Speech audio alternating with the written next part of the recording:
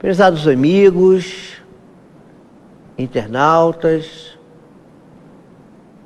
os telespectadores da Web TV, rádio ouvintes, meus amigos, eu sou Jorge Pio, estou retornando depois do primeiro contato que tivemos para dar sequência a esta série de comentários sobre a saúde, na qual estamos falando sobre a saúde integral, a saúde do ser como um todo. E nós estávamos terminando da primeira vez que aqui estivemos, a última vez que aqui estivemos, terminamos falando sobre o problema da consciência, da ideia do indivíduo compreender o seu ser como um todo. Na medicina, costumamos dizer que o indivíduo, quando está consciente, está lote, L-O-T-E. O que quer dizer isso? Quer dizer que o indivíduo está lúcido, orientado, temporo-espacialmente. Ou seja, ele sabe quem é, onde mora, que dia da semana, como se chama, enfim, que lugar está, enfim, essas variáveis, né? Que dão uma ideia para o médico de como este indivíduo se encontra diante do seu sensório e o meio ambiente no qual vive. Porém, esta orientação médica, ela é restrita ao corpo físico. E muitas das vezes o indivíduo está inconsciente, do ponto de vista dessa sigla do lote, quer dizer, ele não está lúcido, ele entrou num estado de obscuridade, não está percebendo aparentemente o meio ambiente, mas está ouvindo tudo, está sabendo o que se fala. Então eu falei da última vez que eu ia dar exemplos aqui. Então há um exemplo muito interessante de um companheiro nosso, médico, espírita, um homem estudioso, muito conhecido, internacionalmente conhecido. Ele é um professor na Universidade de São Paulo, chama-se Dr. Sérgio Felipe de Oliveira. Ele conta que certa vez ele estava numa unidade de terapia intensiva, muito afadigado, com muito trabalho, e de repente perdeu a consciência. Ele perdeu a consciência e começaram as pessoas em volta a dizer o que houve com ele, ele desmaiou, mas ele estava vendo as pessoas, ouvindo, e aí ele começou a observar que naquele CTI, naquela unidade de terapia intensiva, estavam outras pessoas, outras criaturas, que não aquelas que ele havia visto na hora que perdeu a consciência.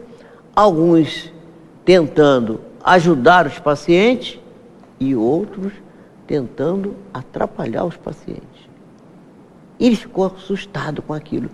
E quando ele recobrou a consciência física, não é? Ele acordou daquele estado que estava obnubilado, tinha perdido a consciência física, ele volta, ele comenta, ele diz assim, há uma outra realidade que eu não percebo quando estou lúcido, quando estou lúcido, orientado temporoespacialmente, mas que perdendo essa consciência lúcida, física, eu consigo ver uma outra realidade. Então, para que possamos compreender a saúde integral, nós não podemos perder de vista essa ideia. E o Sérgio Felipe, para continuar citando a ele, que é um dos nossos exemplos da saúde integral, o Sérgio hoje tem um programa, ele faz um programa, um projeto, que ele chama de o projeto da saúde do contínuo. O que quer dizer isso? O ser vivo, encarnado, já existia antes do corpo e vai continuar existindo depois do corpo. Então, essa ideia do contínuo, dessa situação que muda de dimensão, é preciso ser considerada.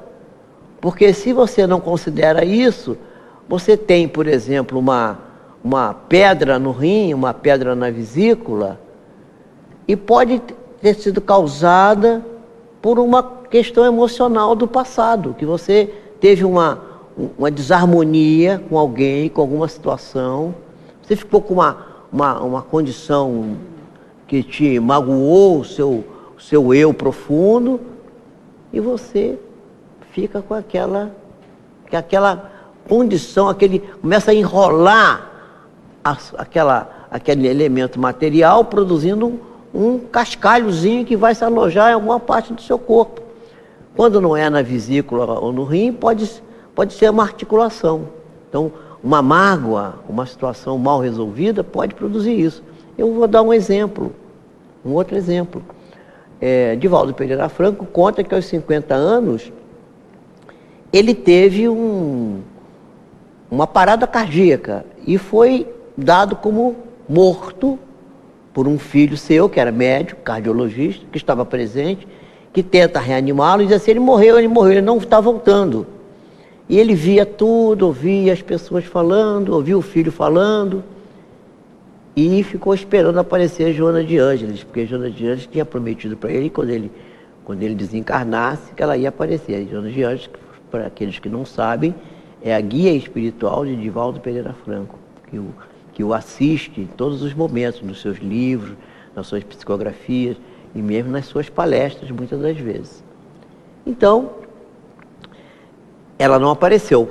E não tendo aparecido, assim, bom, então eu não desencarnei ainda. Apareceu para ele a sua mãe carnal, que disse para ele, assim, nossos maiores, nossos guias espirituais estão decidindo se você vai ou fica. E ele ainda brincou, falou assim, mas e você, que mãe, de espécie de mãe é você, que não vai lá pedir para mim ficar, que eu preciso fazer tanta coisa ainda? Por favor, minha mãe, vá lá, vá pedir aos nossos guias que eu continue aqui no meu trabalho tão importante. E ele retorna, ele consegue recuperá-lo, ele ressuscita, uma manobra de ressuscitação, como a gente chama na medicina, quer dizer, embora eles não estivessem lá os equipamentos, isso foi há muitos anos atrás, há mais de 30 anos, possivelmente lá não havia os equipamentos, que um desfibrilador, esses aparelhos que dão aquele choque para a pessoa voltar a consciência num quadro como esse, que era um quadro cardíaco grave, um infarto agudo do miocárdio. Mas ele volta, mas fica numa situação muito difícil. Ele tinha falta de ar, ele tinha dificuldade para falar, para andar, e tinha uma dinamia, uma falta de força muito grande. E nesse processo, uma dor no peito, que chamamos normalmente de dor anginosa, angina. A palavra angina vem do alemão, né? E que quer dizer angor, angústia, fechamento, constricção, uma coisa que fecha, que tapa, que não deixa passar o fluxo. Ele tinha essa dor do peito, essa falta de ar, esse cansaço, e não conseguia fazer suas atividades. Então, estava muito triste, e Joana de Ângeles aparece para ele. Como vocês sabem, Divaldo Pereira Franco tem vidência. E ele viu Joana. Joana aparece e diz para ele assim, meu filho, por que você está assim? E ele diz assim, minha mãe, eu não estou podendo fazer mais nada. Né? Ele tinha 50 anos, Divaldo hoje tem 84, 83, 84, continua jovem, falante, muito bem, viajando mais de 200 dias por ano, numa atividade incessante, né? Dirigindo a Mansão do Caminho, o centro espírita que funciona lá junto com a mansão, enfim. E ele ficou naquela situação, e Joana aí virou-se para ele e disse assim, meu filho, converse com a doença. E aí, mas conversar com a doença? Mas como? Converse, pergunte a ela o que ela quer de você. E ele fez isso, meditou, pensou bem e lembrou-se de uma mágoa que ele tinha no passado. E ele voltou lá atrás, procurou as pessoas que o tinham magoado, fez um reajustamento, uma reprogramação e voltou a ficar bem.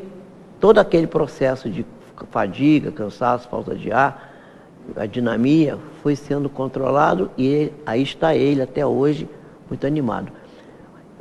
Esse fato corrobora esses estudos que eu tenho feito nesses 40 anos como médico, como especialista em doenças imunológicas, e já trabalhei também com doenças pneumológicas, doenças do pulmão, muitos anos. Antes de ser médico, trabalhei na fisioterapia respiratória durante mais de 20 anos. Então, eu fui observando que essa coisa de conversar com a doença é muito interessante.